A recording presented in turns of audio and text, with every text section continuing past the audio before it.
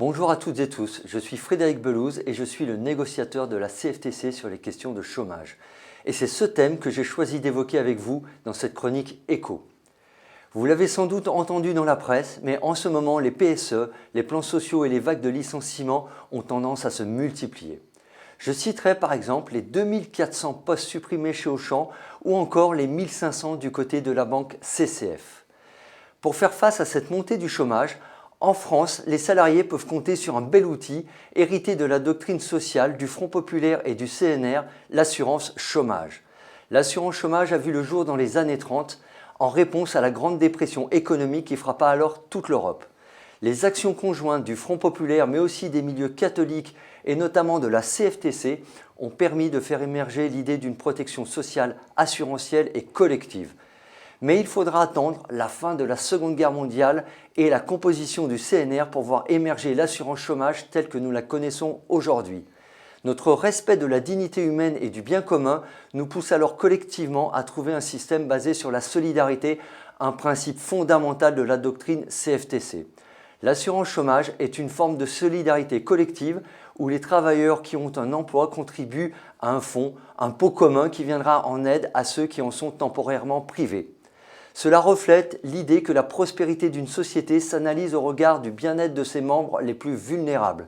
Le travail est un moyen par lequel l'individu peut exprimer sa dignité et contribuer à la société. Cependant, lorsqu'un individu perd son emploi, il est privé de cette possibilité.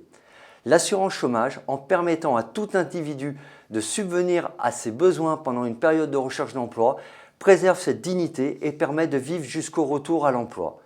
Mais aujourd'hui, certains menacent cette assurance basée sur la solidarité et l'effort collectif. D'une part, l'État essaye de reprendre la main et menace la gestion paritaire. Par 3 fois en un an, il a demandé aux partenaires sociaux de négocier des économies et des réductions de droits pour les demandeurs d'emploi.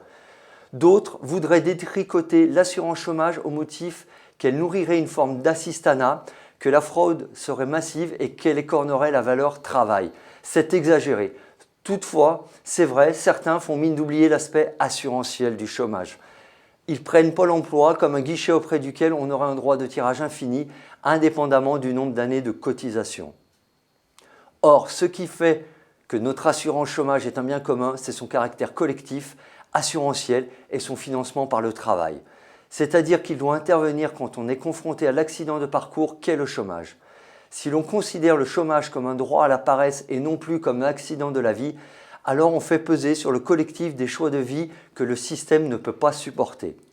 Pour maintenir nos droits et sauver ce bien commun qu'est l'assurance chômage, il faut donc que chacun soit raisonnable et responsable.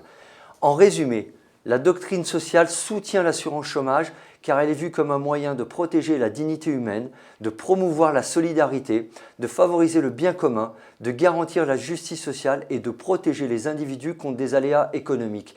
Ces principes qui sont essentiels pour construire une société plus juste et plus humaine.